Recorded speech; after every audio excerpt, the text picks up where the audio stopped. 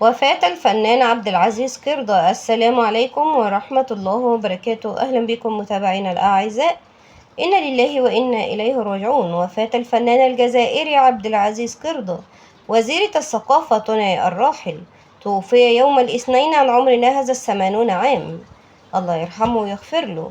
من مواليد 2 ديسمبر عام 1946.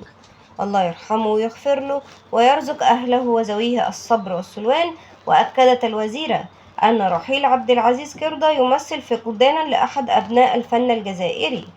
إنا لله وإنا إليه راجعون. وتقدمت الوزيرة بخالص التعازي لعائلة الفقيد، سائلين المولى عز وجل أن يتغمده بواسع رحمته وأن يسكنه فسيح جناته ويلهم أهله وذويه الصبر والسلوان. إنا لله وإنا إليه راجعون.